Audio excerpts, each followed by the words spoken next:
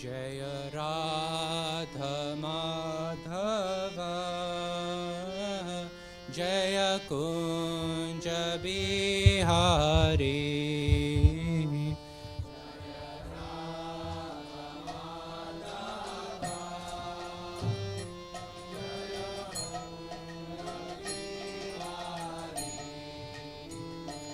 Jai Radha Madhav Jai Kunj Bihari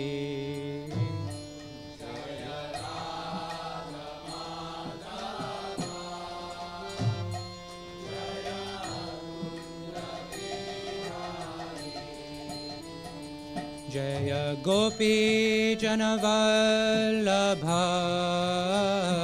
Jai Girivardhari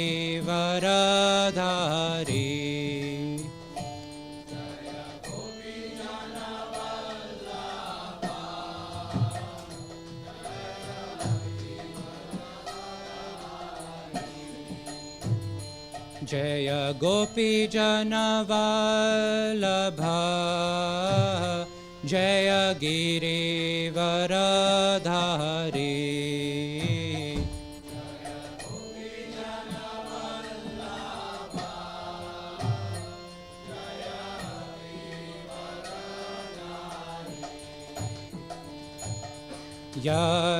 यशोदनन्दन व्रजनरञ्जन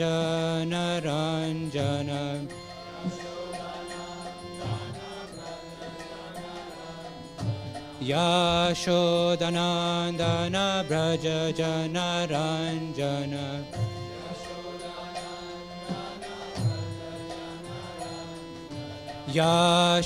यशोदनन्दन व्रजनरञ्जन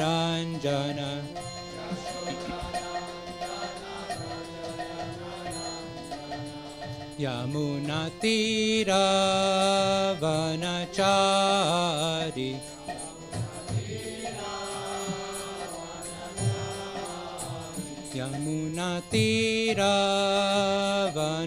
यमुनातीरवनचारि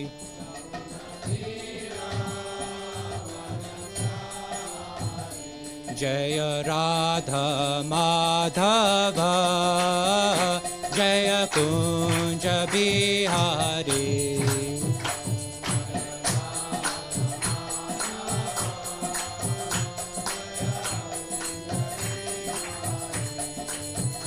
Jai Radha Madhav Jai Kunj Bihari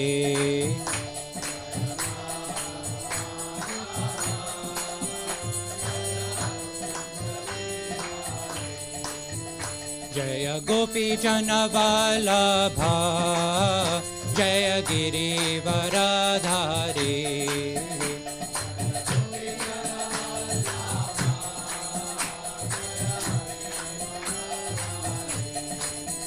Jai Gopi जनवल्लभ Jai Girivardhari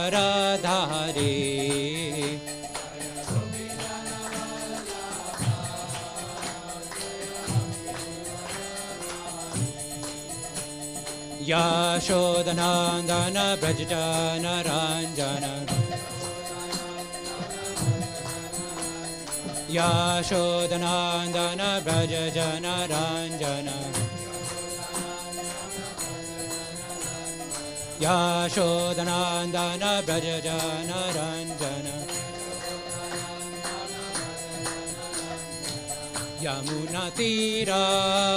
यमुनातीरवनचारि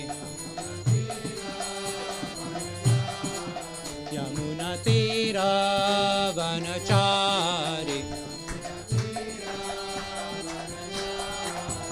Jai Radha Madhav Jai Kunj Bihari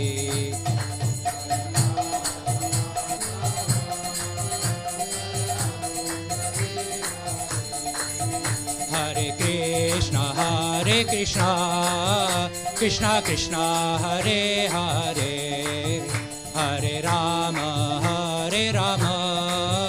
Ram Ram Hare Hare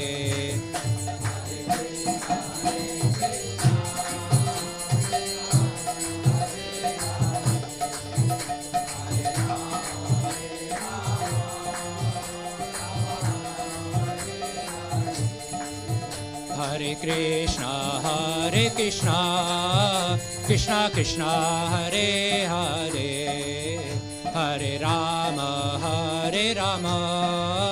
Rama Rama, Hare Hare.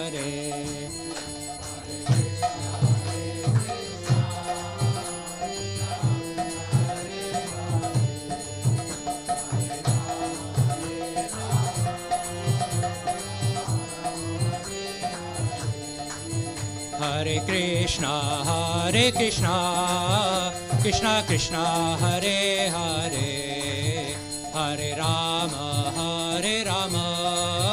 Rama Rama, Hare Hare.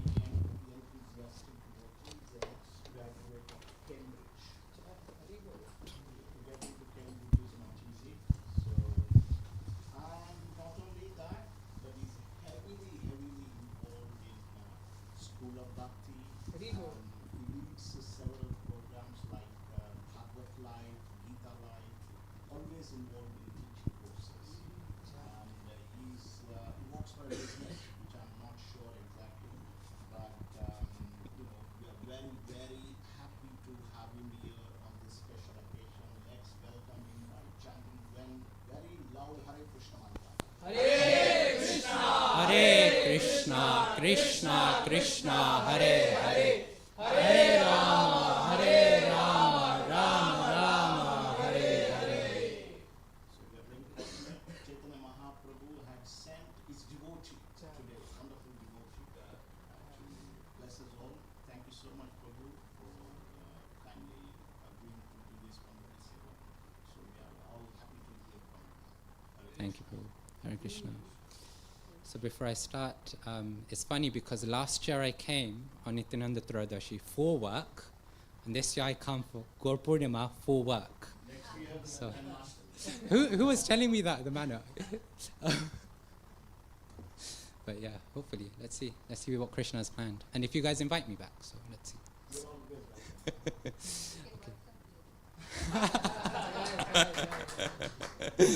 Okay. Jai Jai Shri Chaitanya Jai Nityananda, Jai Dvaita Chandra Jaya Gaura Bhakta Vrinda, Jai Jai Shri Chaitanya Jaya Nityananda, Jai Dvaita Chandra Jaya Gaura Bhakta Vrinda, Jai Jai Shri Chaitanya Jaya Nityananda, Jaya Dvaita Chandra Jaya Gaura Bhakta Vrinda.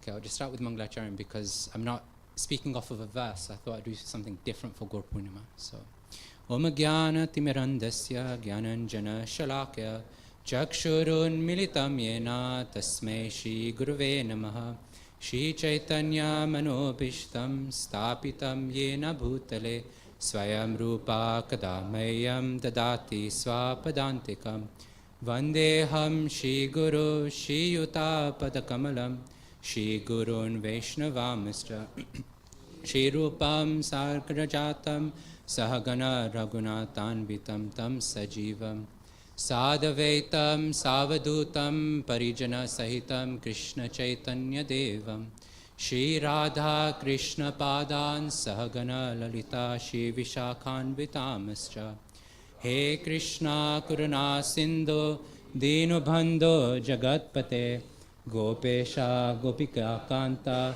Radha Kanta Namostate Tapta Kanchana Gaurangi Radhe Vrindavaneshwari Vrishabhanu Sute Devi Pranamami Hari Priye Pancha Tattvapmakam Krishnam Bhaktarupa Swarupakam Bhaktavataram Bhaktakyam Namami Bhaktashaktikam Vancha kalpatarubhyascha kripa sindhubheva cha patitanam pavanebhyo vaishnavebhyo namo namaha.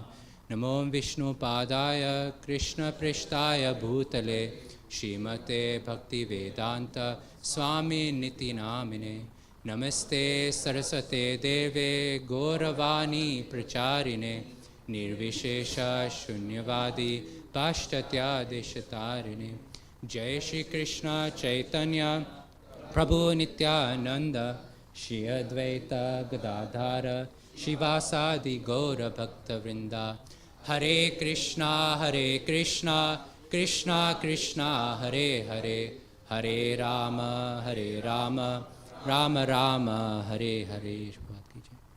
Thank you so much, Shivraj Kumar Prabhu, for giving me the opportunity, and I'm sure Gauranath Raj Prabhu also had something to do with it. But thank you. So it's interesting because we are following the movement called ISKCON. ISKCON stands for International Society for Krishna Consciousness. And yet here we are today celebrating Gaura Purnima.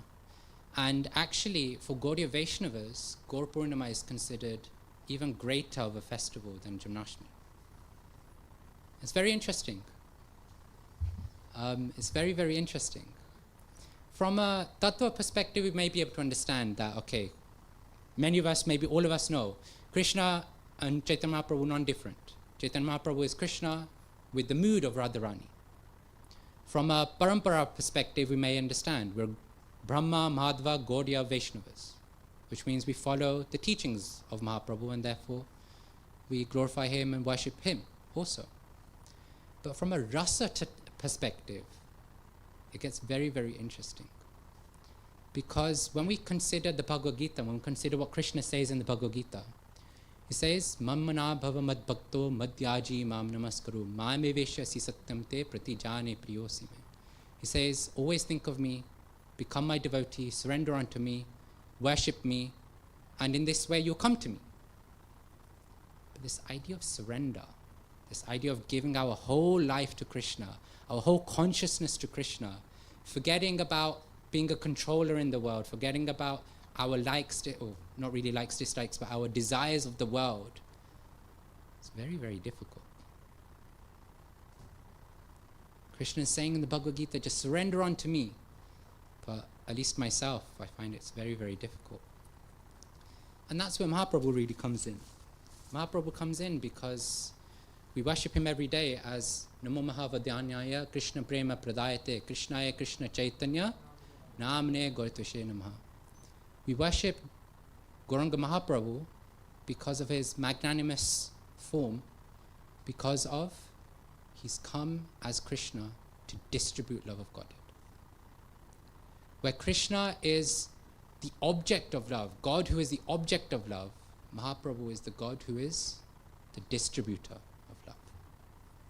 And that's why for us as Gaudiya Vaishnavas, Mahaprabhu's mercy is so great and so much more than Krishna himself. Because Krishna says, surrender unto me and then you'll attain me. But Mahaprabhu is freely distributing love of Godhead. And so when we consider Mahaprabhu and what he's giving to the world, we see that he's actually giving the best welfare work. We have so many philanthropists, we have so many humanitarian workers, social workers, so many welfare workers that help society, and it's nice. But they're giving gifts for the body of the living entity. Whereas Mahaprabhu is giving jewels for the soul. When we consider what the people of the world are doing, the welfare workers, it's very nice. They're helping people overcome the suffering of the material world. But we understand, we all know, we all have experience that the suffering that they're alleviating is temporary. It's temporary happiness that people are getting from all these works. Food today, what about tomorrow? What about next year? Janma, Mrityu, Jara, Vyadi, birth, death, disease, and old age are still part and parcel of every living entity, no matter how much bodily welfare work we do. But Mahaprabhu has come to give us direct access to Bhagavata Dharma, to the duty, the eternal duty of the soul, which is to connect to Krishna and Bhagwan. And that's what Mahaprabhu is giving to the world, the jewels to connect us all to Krishna. And the glories of his mercy, the devotees, the acharyas have captured in different scriptures like the Caitanya Caritamrta, the life story of Mahaprabhu. And so what I thought I'd do today is just kind of give us a overview of the Caitanya Caritamrta and specifically focusing on how Mahaprabhu has given us the mercy through his different pastimes and the different parts and phases of his life. How many people have read Caitanya Caritamrta? Just out of interest? Okay, good number. So Caitanya Caritamrita starts off with Krishnadas Kaviraj Goswami establishing Mahaprabhu as Krishna, as a descendant of Krishna, not an incarnation, but a descendant. He says, Se Krishna avatari Vrajendra Kumar apane Chaitanya rupe kailavatar, from the Adilila chapter 2 translation. That same Lord Krishna, the fountainhead of all incarnations, is known as the son of the king of Vraja. He has descended personally as Lord Sri Chaitanya Mahaprabhu. What Krishnadas Kaviraj Goswami does at the very beginning of Caitanya Caritamrita, which is, you could say, a biography of the life of Chaitanya Mahaprabhu, he establishes that Mahaprabhu is not an incarnation like a Vishnu Tattva, like Narsimadev or Varadev, but it's actually Krishna himself who has descended in the form of Mahaprabhu. And that's an important distinction, because I'm sure many of us have heard different pastimes of Mahaprabhu, and some of those pastimes he's manifesting Narsimadev's form. He's manifesting the Vishvarupa, the universal form. He manifests different forms, but that's only possible if he is Krishna himself. If all those forms are inside him, then it's possible for him to manifest these. So where we say Krishna is the avatari, the source of all incarnations, and all these Vishnu incarnations like Narsimadev, Varadev, Vamanadev, etc. are avatars, Mahaprabhu himself is also the avatari, because he is Krishna descending himself. And it's important, this distinction that Krishnadas Kaviraj Goswami is giving, because from the very beginning of Caitanya Caritamrita, he's establishing that Sri Chaitanya Mahaprabhu, the personality that he's describing through the whole biography, is not an ordinary person. He's not an ordinary incarnation, but he is Krishna himself. And so when we approach Mahaprabhu and his mercy and his pastimes, we, in one sense, don't see a difference between Krishna and him.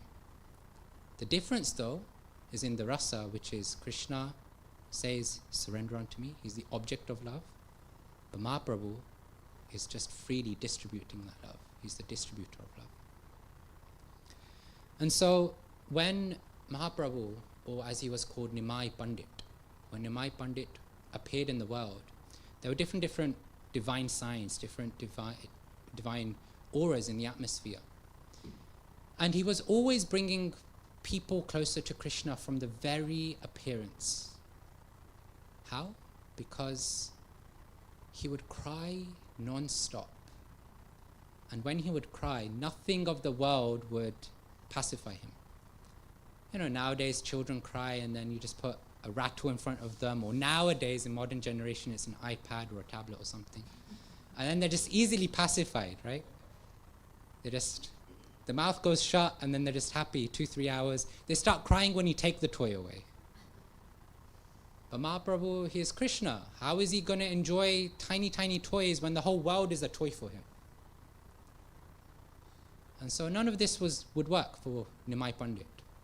But what the ladies of Mayapur, of Navadvip, found is that when they would chant Hare Krishna, Krishna Krishna, Hare Hare, Hare Ram, Ram Ram, Hare Hare. When they would chant the Mahamantra, Nimai Pandit would all of a sudden stop crying. And he'd very pleasingly smile at them.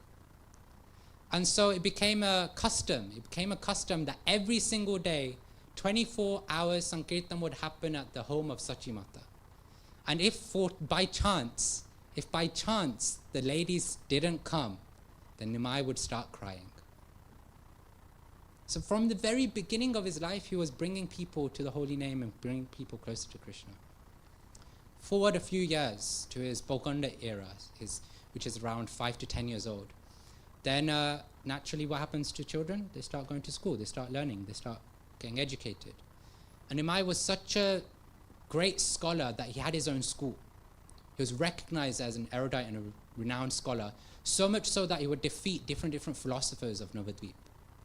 In fact, in some places it's described that as he would pass down the streets of Navadvip, if he came across anybody who had a philosophical inclination, he would stop them and go, let's have a debate, let's have an argument, let's have a discussion.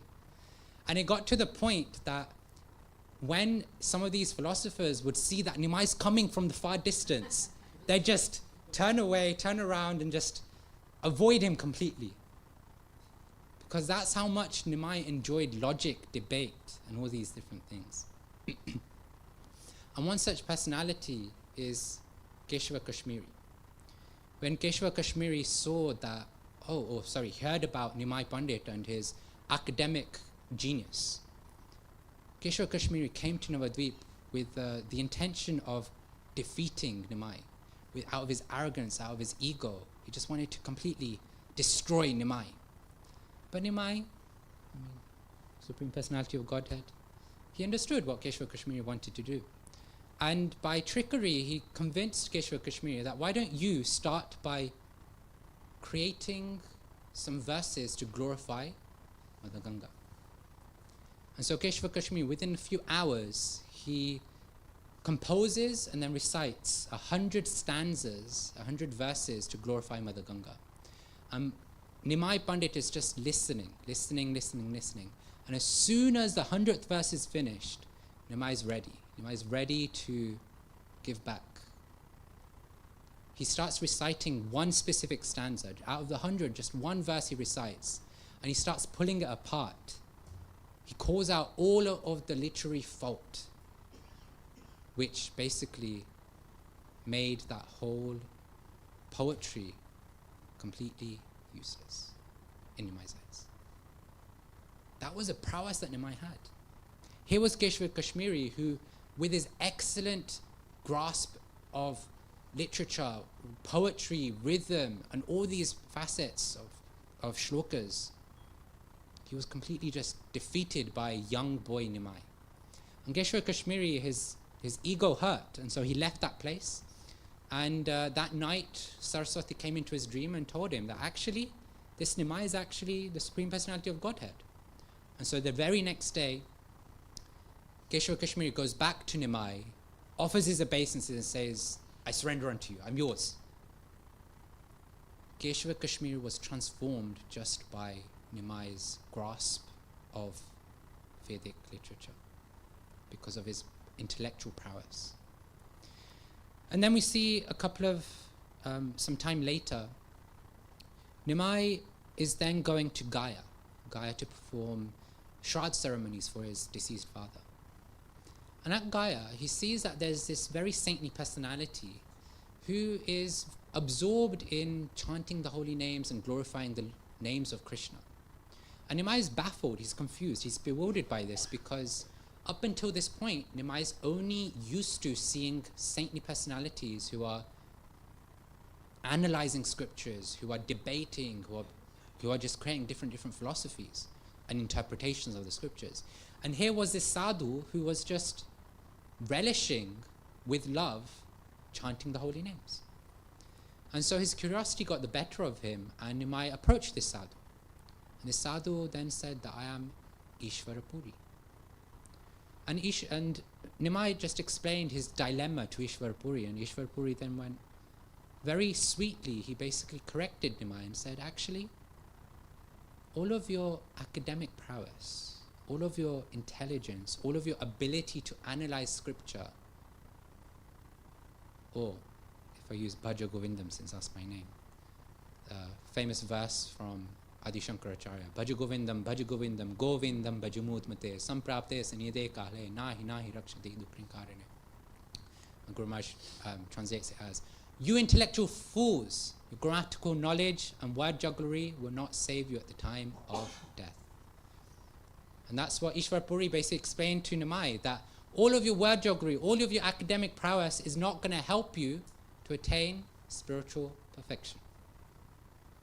And so Nimai was somehow convinced. Through that conversation, he was convinced, and then he took initiation from Ishwar Puri. And we all know what happened then.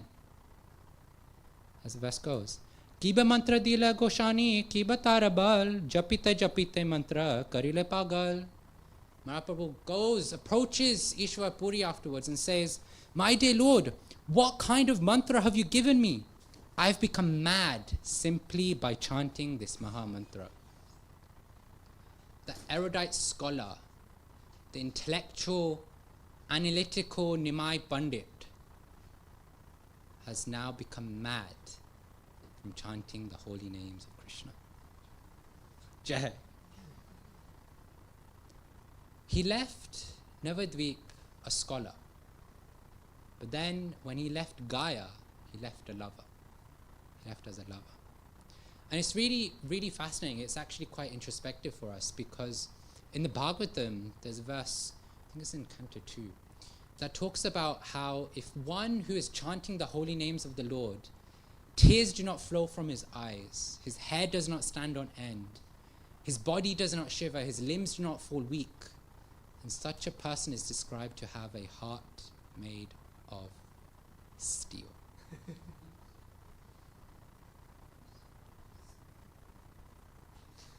I won't comment further. But it's quite reflective. Here is Nimai Pandit, who just received initiation, who just received the mantra. And within a few days, he goes back to his guru and says, what have you done to me? You've just completely transformed my life. I was so absorbed in scriptures. I was so absorbed in analyzing word jugglery and debating. And now I'm rendered useless because all I can do is chant the holy names and fall mad, become mad in love. And then there's us who chant every day, wishing for the 16 rounds to finish. But it's quite reflective, it's quite introspective. And so, anyway, he goes back to Navadvip. And he's so absorbed in his chanting and in spreading the holy names and out of love, that maddened state of love, that he completely lost all taste for logic, for debate, for argument. He just didn't care for any of it anymore. Even when the philosophers would come, when the scholars would come thinking, okay, today I will beat Nimai now. Nimai's like, I've got a different mission now.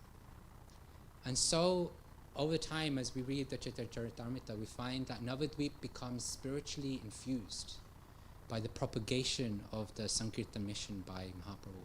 And at the heart of it is Nimai Pandit. And Navadvip was so spiritually empowered through the Sankirtan that the local Muslims, the local caste Brahmanas, they started complaining. They started complaining about what Nimai was doing and the whole Sankirtan mission. And so they even complained to the magistrate. And the magistrate is called? Chand Kazi. They complained to Chand Kazi, and Chand Kazi is listening, and he's like, okay, I'll do something about this. And so he tries to destroy the Sankirtan mission. But even he gets transformed.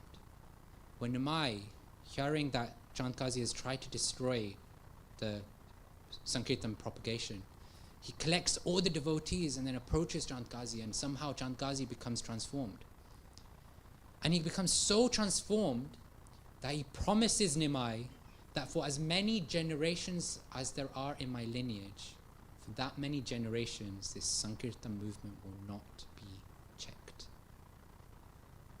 From being a Muslim ruler, from being a Muslim magistrate who was hell-bent on breaking, he even broke mridangas, he broke the instruments that the devotees were using, he became so changed in heart that he actually promised that for generations to come, none of his generations will stop the Sankirtan movement.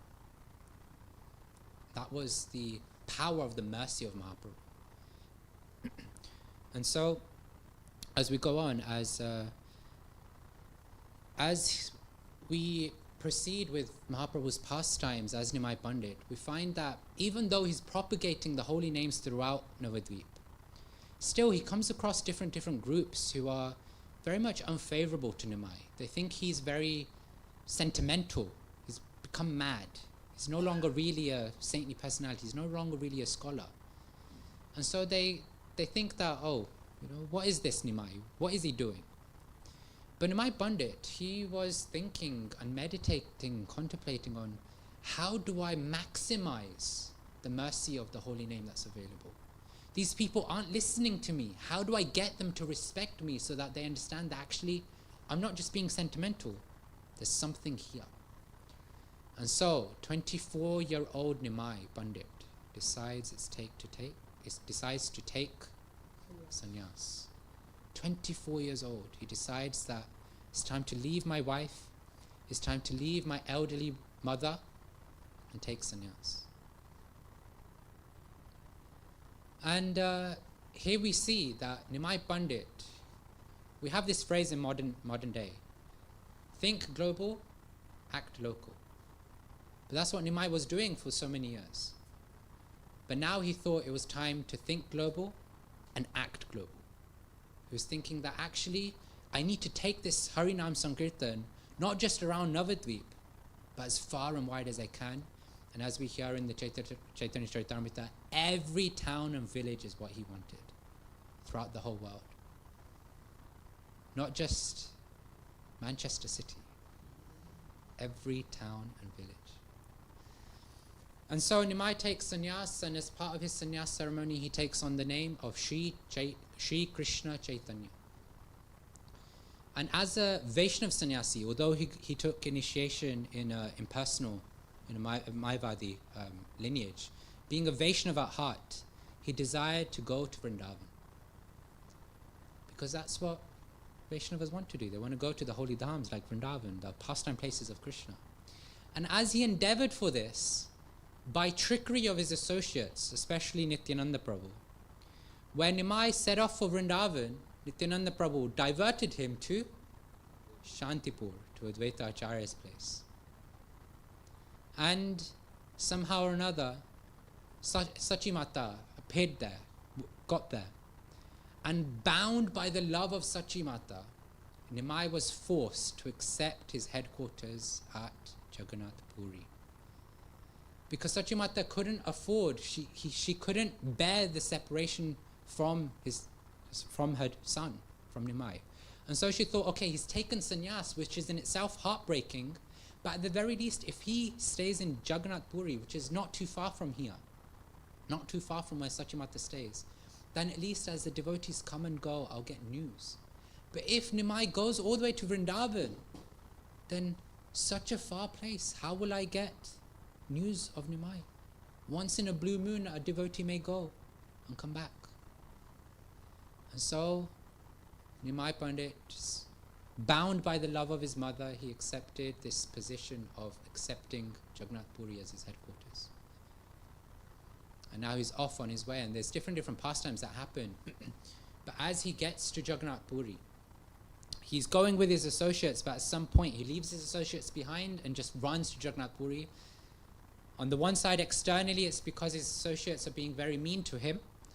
But on the other side, his love for Jagannath just pulled him. As soon as he got close, he just pulled Nimai closer and closer as quickly as possible. And as he gets to Jagannath Puri, the first place he visits is Jagannath Puri temple. And as soon as his eyes see Jagannath, he falls unconscious. His love, his fervent love, his desire to embrace Jagannath spontaneously renders his body completely useless, and he falls unconscious.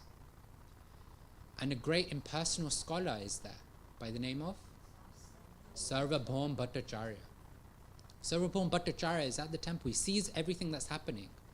And then he's thinking, this young sannyasi, he's sentimental. He's lost his understanding of scriptures. I should take him under my shelter and teach him teach him the ways of the Vedanta philosophy, so that he may properly situate himself and preach the philosophy of Vedanta. And so, despite the devotees trying to convince him that actually this person, Sri Krishna Chaitanya, is the Supreme Personality of Godhead, he knows what he's doing, let him be. But Sarvabhauma Bhattacharya brings Chaitanya Mahaprabhu home, and for 7 days straight explains Vedanta philosophy, the conclusions according to his interpretation and understanding. And Chaitanya Mahaprabhu listens very patiently. He listens without interrupting, without going, yeah, but, without stopping him halfway. He just listens, patiently listens for 7 days. And Sarvabhauma Bhattacharya is then thinking, okay, I've just spoken for 7 days straight. Not one word of utterance has come from this Chaitanya Mahaprabhu, this Sri Krishna Chaitanya, this sannyasi. Have you understood everything? Have you got so many questions that you don't know where to start from? What's going on inside your brain? And so Chaitanya Mahaprabhu uses this opportunity to then correct Sarvabhauma Bhattacharya. He explains that what you've explained is very, very nice, but actually it's the wrong understanding of Vedanta philosophy.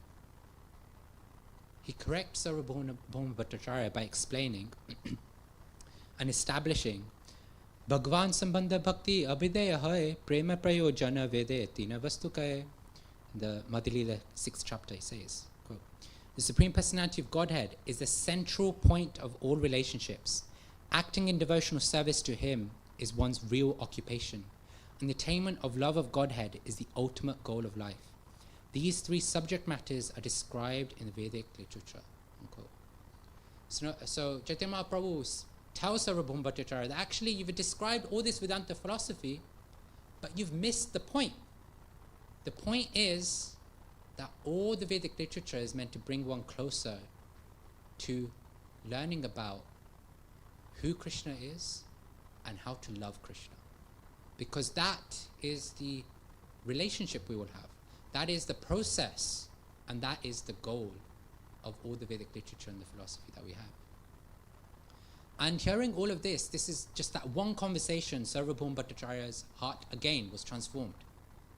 From being an impersonal philosopher who wanted to create so many interpretations of Vedic literatures from an impersonal perspective, now he himself couldn't bear to even read or hear Vedanta philosophy that even had a tinge of impersonalism. And he just wanted to commentate from a bhakti perspective. That was the power of Mahaprabhu's mercy. That all these erudite scholars, all these scholars who would defeat so many other personalities, just from that one explanation from Mahaprabhu, establishing that bhakti, Krishna and bhakta, this is the goal of life. Everybody was transformed.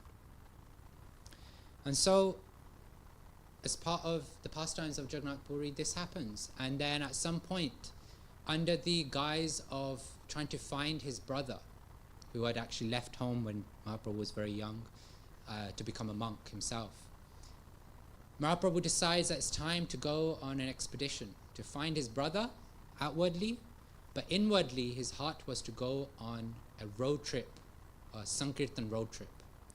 Nowadays we have vans, Sankirtan vans, to go on road trips. But back in those days he would go by foot. And so he would travel all the way down to South India. And on his way, it's described in the Madhya Lila how whoever Mahaprabhu would pass, Mahaprabhu would say, Hari, Hari, Hari, Hari, Hari. And they would also respond with Hari, Hari. But Mahaprabhu would walk on, and these personalities would then just start following Mahaprabhu. They would just follow him for some time. And at some point, Mahaprabhu would be like, no, you guys go back. So he'd embrace them and send everybody back to their villages, back to where they came from. Because, they were on their way somewhere, but because they came in contact with Mahaprabhu, their mind just got diverted and followed Mahaprabhu wherever he went. And so Mahaprabhu was like, no, go back to your duties, go back to whatever you were doing. And after embracing these personalities, these people would go back to their villages, the devotees would go back to the villages. But they were so empowered that whoever in the village they spoke to all these villagers would become devotees. They would start chanting and singing the glories of Krishna. And the empowerment was so powerful that actually even when other villagers would come to these people in their village, they would go back a Vaishnava and they would make their village Vaishnavas. That's the power of the mercy of Mahaprabhu. And we're all fortunate to be part of that lineage. We're all fortunate to be empowered in that lineage, provided we accept in our heart Mahaprabhu's magnanimity and mercy to that full degree. And so like this, it's described that all of South India became devotees. I'm not kidding. Translation says all of South India became devotees. And Mahaprabhu is basically going around different temples, different places in South India. At some point he decides it's time to go back. Decides to go back to Jagannath Puri and start the next part of his mission. And immediately as he goes back, we heard the pastime of Rath Yatra. And I'm conscious of time also, so as much as the Rath Yatra festival is such an amazing festival that we all hear about, but the Rath Yatra festival shows us the depth of Mahaprabhu's love for Jagannath and his loving separation. We hear about the cleaning of the Gundicha temple. No service is too small for Mahaprabhu. Here we are, I can speak for myself, sitting on the Vyasasana, giving classes, giving courses, doing school of bhakti services, like that's my service, But cleaning the temple, doing, some cutting vegetables, it's not my service. The ego comes in. We think my service is big, the other services are small. But for Mahaprabhu, no service was too small. Cleaning, washing. And he did it with so much love, care, attention, and detail. Like he put his whole 100% of his energy in. So we heard about the cleaning of the Gundicha temple. We heard about the Rath Yatra festival itself and how the Rath would stop randomly. But by Mahaprabhu's love, he would push the Rath and it would move. And we also hear about the king, the great king Prataparudra, who for so long desired the association of Mahaprabhu, but because Mahaprabhu was a sannyasi, he decided that I'm not going to associate with kings. I'm not going to associate with any royal personality. But somehow or another, by the mercy of the devotees, King Prataparudra gets the association of Mahaprabhu.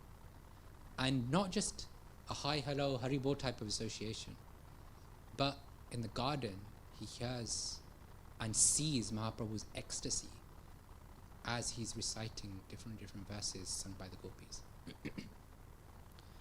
And so we see that the Rath Yatra festival is such an amazing festival. It's a showcase of Mahaprabhu's loving separation for Jagannath. And we get to take part of it every single year. Wherever in the world we go, we'll see that by Prabhupada's mercy, by Mahaprabhu's mercy, a Rath Yatra is there. Jagannath is out to give his darshan to everyone all over the world. And so, like this, the Rath Yatra festival concludes. And Mahaprabhu is thinking, okay, now is time that I go to Vrindavan finally. He wants to. His desire, his long desire to go to Vrindavan is now manifest. Somehow or another, he's able to go to Vrindavan. And on his way to Vrindavan, we hear of the amazing pastime of the Jarakanda forest. And I was looking around because I was pretty sure that this room had the pastime here, because I remember from last year. Now it's interesting because up until now, Mahaprabhu has given his mercy to humanity, to mankind. We hear about so many pastimes. But in Jarakanda forest, we see that the mercy of the holy name is not just for mankind. It's available to the animals also. Tigers, deers, elephants, so many different animals are dancing, are singing, are hugging and embracing and kissing each other out of the ecstasy of the holy name and Mahaprabhu's mercy. So like this, Mahaprabhu goes through Jarakanda forest, he arrives in Vrindavan, and he visits different places, but his heart is set on finding one place and one place only. And that place is Radhakund. He's asking everyone, where is Radhakund? Where is Radhakund? He goes to different temples, he goes to different pastime places, but his heart is set on Radhakund. Why? Because in Nectar Instruction we see, we hear in verse 9 of Nectar Instruction, The holy place known as Mathura is spiritually superior to Vaikuntha, the transcendental world, because the Lord appeared there. Superior to Mathura Puri is the transcendental forest of Vrindavan because of Krishna's Ras Leela pastimes. And superior to the forest of Vrindavan is Govardhan Hill, for it was raised by the divine hand of Sri Krishna and was the site of his various loving pastimes. And, above all, the super excellent Sri Radhakund stands supreme, for it is overflooded with the arboreal nectarian prema of the Lord of Gokul, Sri Krishna. Where then is that intelligent person who is unwilling to serve this divine Radhakund, which is situated at the foot of Govardhan Hill? Of all places, Radhakund in our philosophy is considered the topmost. Superior than Vaikuntha is Mathura because the Lord appeared there. Superior than Mathura is Vrindavan because the Lord's pastimes were there. Superior than Vrindavan is Govardhan because it was lifted by Krishna and so many rasas were able to be experienced by Krishna there. But even superior than Govardhan is Sri Radhakund because that is where the height of the love for Krishna manifests in terms of different pastimes, in terms of how the pastime even comes to exist.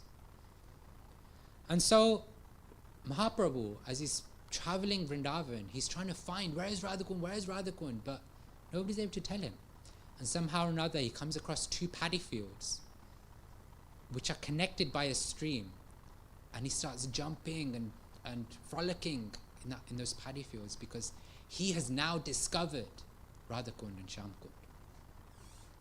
And it's interesting because of all pastime places in Vrindavan, Radhakund is the only one that Mahaprabhu himself excavates. All the other pastime places he delegates off to his associates, to the Goswamis, to go and excavate these, excavate this. But Mahaprabhu himself excavates Radhakund. That's the glory of Radhakund in our parampara, that Mahaprabhu himself wanted to find it and discover it. And so anyway, he goes to different places in Vrindavan, and then eventually it's time for him to go back. He goes back, and on his travels back, he comes across different personalities, and two personalities he meets are Rupa and Sanatan at different times.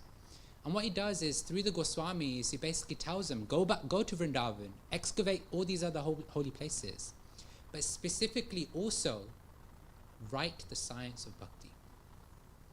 He wanted to systematically document the philosophy, the rasa, the mood, the science, and all these things. In in Madhya Leela, this verse, Krishna Tattva, Bhakti Tattva, Prema Tattva Sar, Bhava Tattva, Rasa Tattva, Leela Tattva Ar. Krishna consciousness means understanding the truth of Krishna, the truth of devotional service, the truth of love of Godhead, the truth of emotional ecstasy, the truth of transcendental mellows, and the truth of the pastimes of the Lord. So through the associates of Mahaprabhu, Mahaprabhu wanted to establish and document all of these different truths so that people like us, as the time progresses, we will have access to the real essence of philosophy, of Vedic philosophy. And so he sends his associates back to Vrindavan and to other places also to basically then excavate these holy dhams, the holy places, and also to write these books. And he goes back to Jagannath Puri, and that's basically where he spends the rest of his time. For the first few remaining years, he establishes Vaishnav culture, Vaishnav etiquette, through different pastimes. He establishes what it means to be a humble devotee, what it means to be surrendered, what it means to follow the instructions of the Guru. Like this, different facets of Vedic culture and philosophy. But then also, he showcases the corrections that devotees may need to go through, because they're maybe somehow or another diverted from the path or not properly understood the path. Pastimes of Chota Haridas Thakur, who was associating just in mind inappropriately with somebody else's daughter, not even his own wife. Or even, I forgot the personality's name, but another personality who is constantly chastising Mahaprabhu for eating sumptuously and then not eating enough, and like this, go around in circles. Kaviraj. Ramchandra Puri, yes. And like this, different pastimes to basically establish the culture of Vaishnavism. So at the start of his life, he was establishing how, yes, there's the holy names, but his focus was on being a scholar, being an intellectual. But then as soon as he got initiated, as soon as the Mahamantra was given to him through parampara, that took over his life. Material intelligence was no longer enough. In fact, it was completely useless, because all that mattered was the spiritual knowledge of bhakti and the love and the taste for the holy name. And then he established how to propagate the holy name through Sankirtan, traveling around, just Sankirtan parties going all around the streets of Navadvip. And then he establishes Sankirtan, traveling Sankirtan, going to different places, empowering others to take responsibility of spreading the mission in South India. And then he comes back and establishing Rath Yatra. For those who aren't getting access to Krishna, let Krishna access them. And the glories of how Krishna gives his own access to the personalities.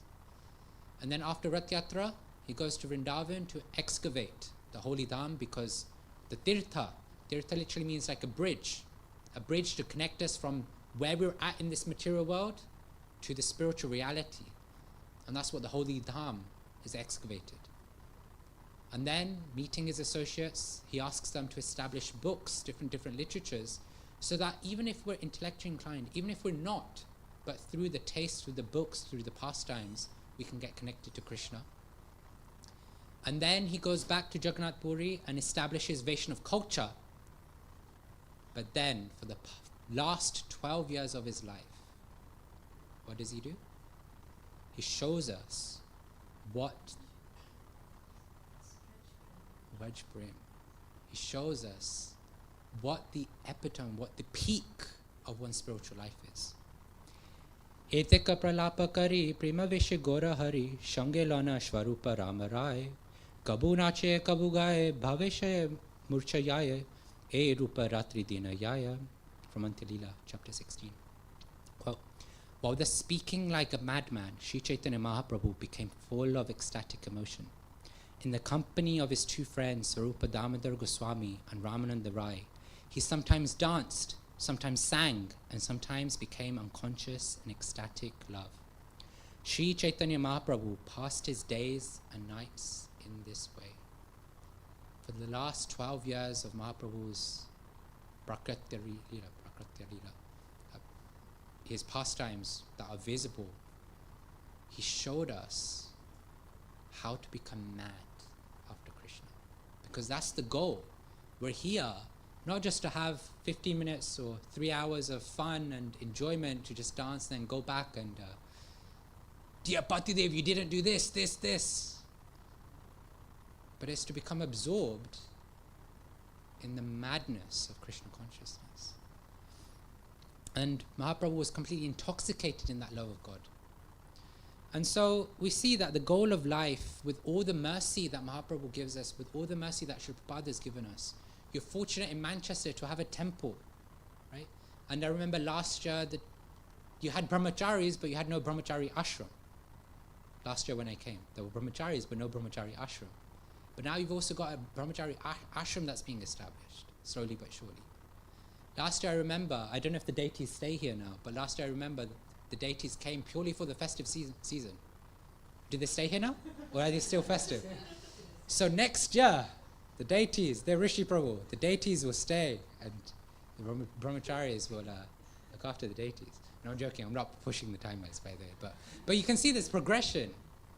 Last year you had brahmacharis, but no ashram. But now you've got brahmachari ashram that's slowly but surely establishing.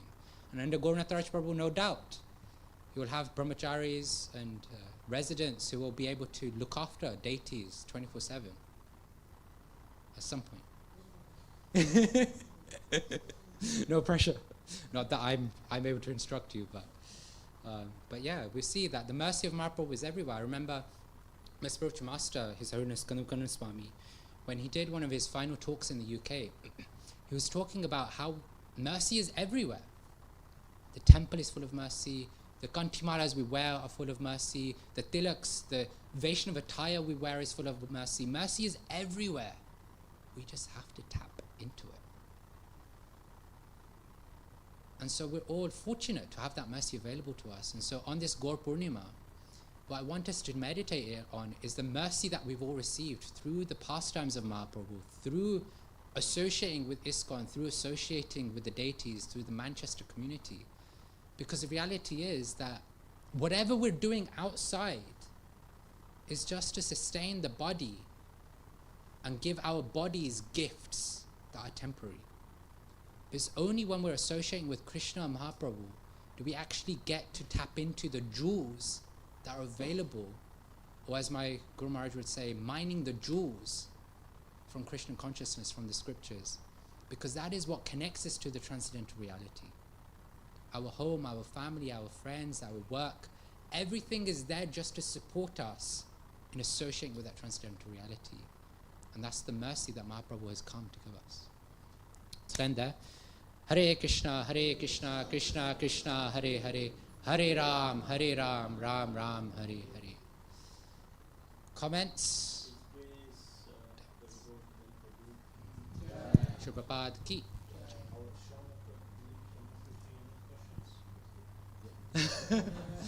Wait, questions get directed over that side. He's better, he's adding all of us. Hare Krishna. We are following in the parampara of the sages of Naimisha. Hare Krishna, Prabhu. Thank you for the amazing class. I really liked 2 points that you mentioned. First one being how actually the Muslim Qazi was actually a very, very strict Muslim. He's transformed to such a degree that even today in Mayapur, Muslims have faith in Mahaprabhu. It's a very big thing. And second thing that you said about service, no service is small, and how much love and affection and care Mahaprabhu put into each service. So this has really inspired me and really connects well with how actually he's in the mood. Prabhu, I have 3 questions if you don't mind. As long as they get directed that way somewhere. I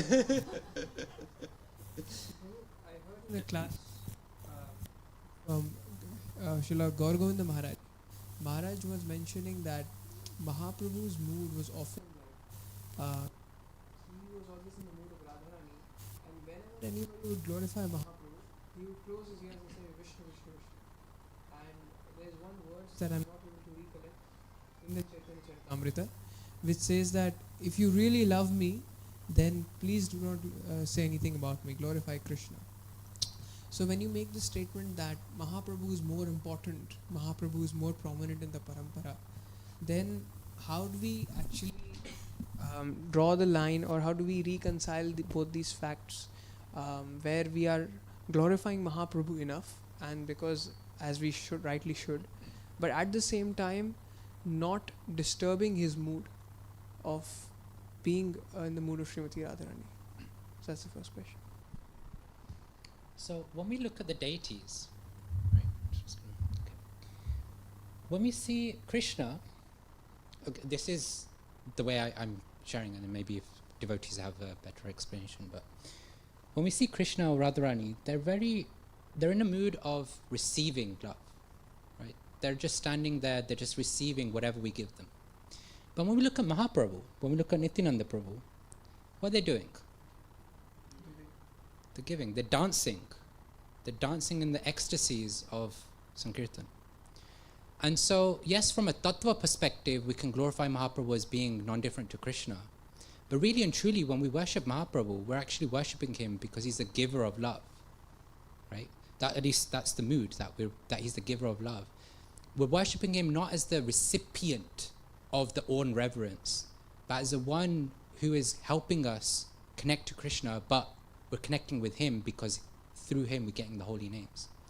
So my understanding in terms of the way I personally see this is that we've got Gaur Nitai who are there connecting us to the Sankirtan mission, and we're glorifying him, we're glorifying them, we're worshipping them, and we're recognizing also at the same time that yes, he is Krishna, but he's Krishna who's giving us love, and that's why he's more glorious.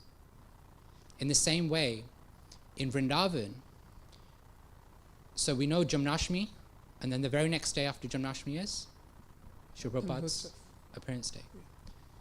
And in Vrindavan also, at least I've heard, I've never experienced it, but Prabhupada's appearance day is celebrated even more pompously than Krishna's Janmashtami. Why? Because Prabhupada has given access to Krishna to the whole world.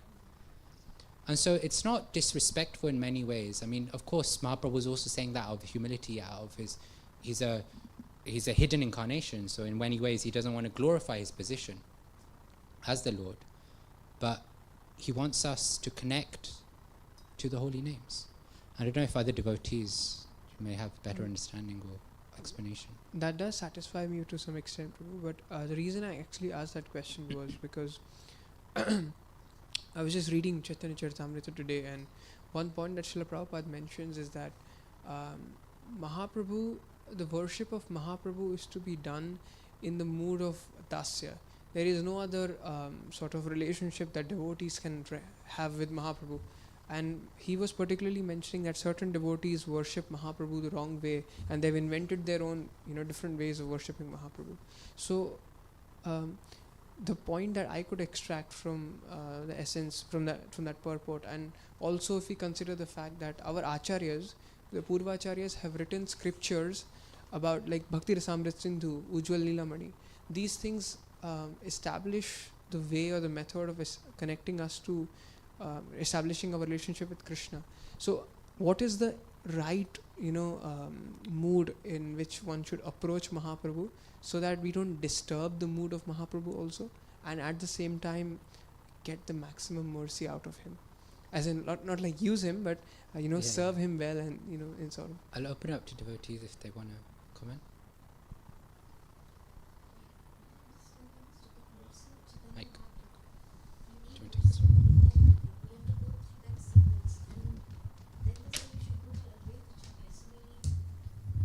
That's the best way to get mercy of Chaitanya Mahaprabhu. He never said, come directly to me. We have to go indirectly, and we have to keep following that route. And Nityananda Prabhu always says, Advaitacharya. So keep asking Advaitacharya, keep asking Nityananda Prabhu. This is my understanding to get mercy of Chaitanya Prabhu. I mean, this is all I know. Thank you. Thank you much. Thank you. I think we just serve Srila Prabhupada. That's the way we get the mercy. We are trying to complicate the entire scenario. Just be practical. Yeah. So Mahaprabhu, when he closed his ears, it's out of humility. So when someone says that you are great, we should be humble and we should not be accepting it. Same, he has answered very nicely. Same, Saksha Dharitvena Samashta Shastrai. So we also worship Guru in the same mood, as good as God, Savior Bhagavan. So simply serve Srila Prabhupada. That's it. Prabhupada has given everything. So be sincere, not be duplicitous, and sin no more, and serve Prabhupada, serve your Guru Maharaj. That's it, in my opinion. You want to add? When we say Shri Krishna Chaitanya Prabhu Nityananda, it ends with the line Gaura Bhaktavinda. So whenever devotees, when you look into Caitanya Caritamrta, when anybody would like to get the association of Chaitanya Mahaprabhu, they wouldn't get through. In fact, he would personally lead them to go to Sarup Damodar, Ramananda Roy, Gadadhar Pandit.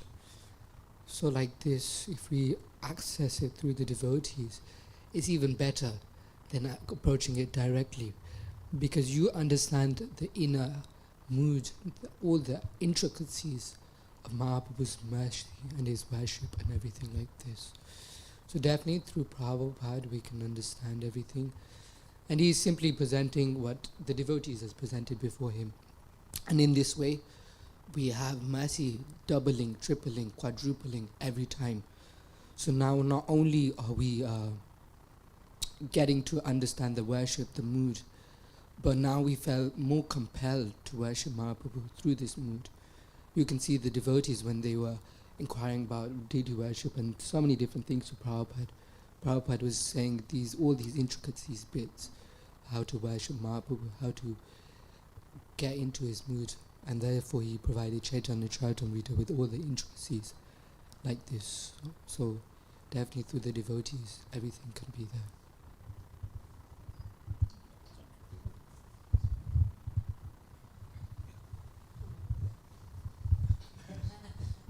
Just to add one more thing. So, this mood of Radharani that Mahaprabhu has, to not disturb it, and how do we reconcile that with serving in the mood of servitude? Well, isn't the whole Sankirtan mission headed up by Mahaprabhu, and we're all just instruments to serve that mission? So we are all dasyas in the mission. We're not anybody great in the mission. So how could we even hope to be a associate of Mahaprabhu in any other rasa than servitude, because we're all contributing towards his mission with whatever little energy and desire we have. So I guess that's another way to reconcile it, which is that we're all serving Mahaprabhu's mission, but he's still in that mood. Famous verse is there, isn't it? Rupa Goswami's verse. Namo Mahavadanyaya Krishna Prema Pradhayate Krishnaya Krishna Chaitanya Namine. Rupa Goswami is saying you are Krishna. Krishnaya Krishna Prema Pradhayate. So he's giver of Krishna. So he's also addressing, Rupa Goswami is addressing Mahaprabhu as Krishna. So we have to see, like, you know, what I'm trying to say. Yes, we see him as God and as a devotee as well, giver of Krishna Prema, both. Yeah.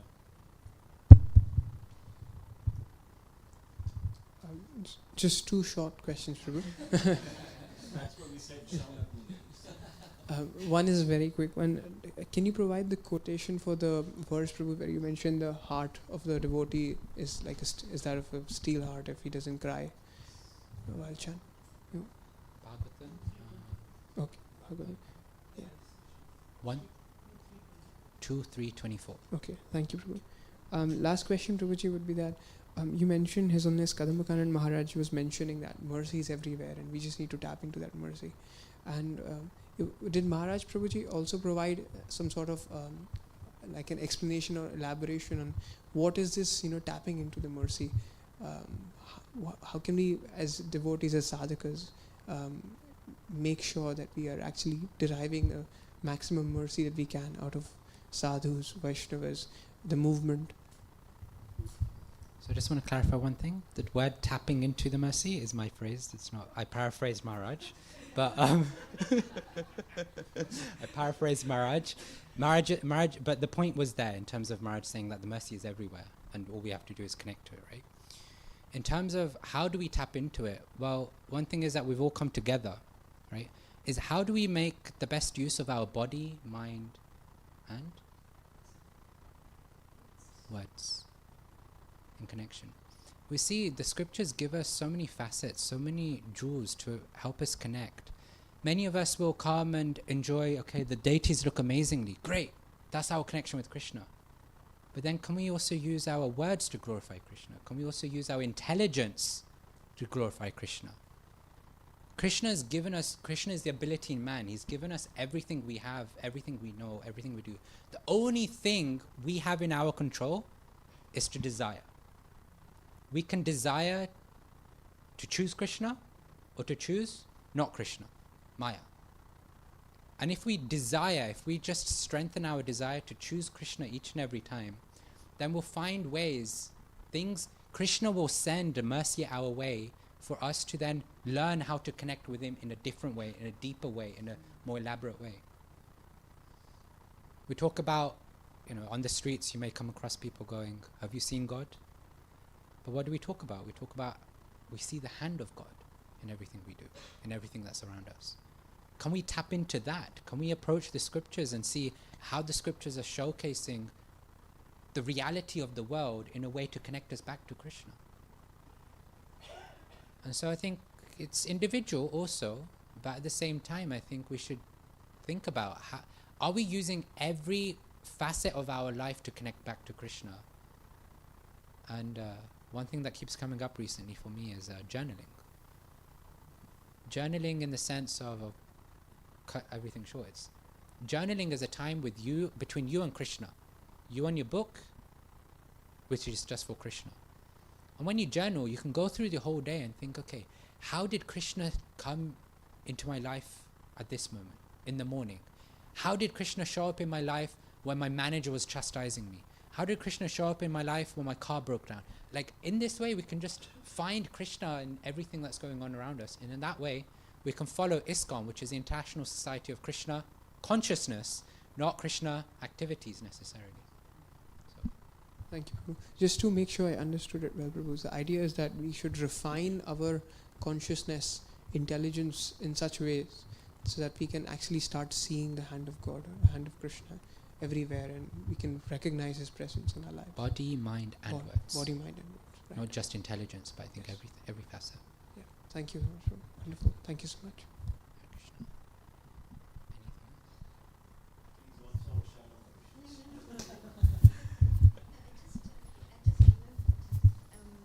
When you mentioned comes a Chand Kasi, his Kamsa, who's come as Chand Kasi, his main reason of changing was, if I remember correctly, in his dream he saw Narsim Dev, and that's what really scared him off, isn't it? And that's how. So I just thought I'd mention that. Yeah. No Yeah, question. no, that's true. That's true. Yeah, I didn't yeah, mention yeah. that. So thank Yeah, you. thank you. Because of Mahaprabhu, Nrsimhadev came in. Yes, because of Mahaprabhu and Nrsimhadev came in the dream. Mahaprabhu. Yes, Mahaprabhu. Yes, Mahaprabhu sang. We have to see Mahaprabhu sang. To add a little context, when Marge gave that class, he's referring, mercy really means to take shelter. At every moment we take shelter. So how we tell shelter is through Guru, Sadhu, Sastra. They're giving a vision to see what's behind. First they show you what's inaccessible. This is what's inaccessible. But now it's made accessible through Mahaprabhu, through the devotees. And therefore when we take shelter, then we gain mercy. Mercy really means two things actually. One, to take shelter and attachment to the Lord and His service. But then two, to always stay in that protective bubble, that we're not then pulled down by Maya also. So those are the two things. When we really want mercy, we really want the service. Because mercy is not just, oh, I want mercy, but I won't do anything. That's not how it is. It requires a lot of effort and endeavor. And therefore you see in so many different pastimes that the Lord would send them to do the various things, like Kala Krishnadas. When Mahaprabhu banished him, kind of thing, what happened then? Kala Krishnadas was then sent for service, because they didn't know that Mahaprabhu was back in things, so he went to pass that news. So that's even greater, that service is now attracting mercy. And that's Radharani's mood, that by my service I've attracted Krishna. So in this same way, by my service I will attract not just Radharani but my own spiritual master. And in this way there's a disciplic line of mercy coming down and showering on us. So that's really nice. And a key thing to mention that the Rishi Prabhu said, it's moment to moment. It's not that we have ever attracted Krishna. We're always trying to attract Krishna. Because that's love, right? Love is ever fresh. Love means to serve forever.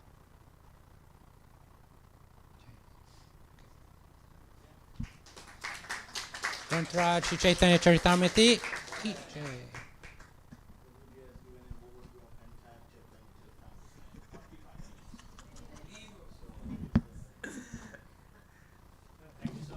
Really appreciate that. Let's thank him by chanting one very loud Hare Krishna mantra. Hare Krishna, Krishna Krishna, Hare Hare.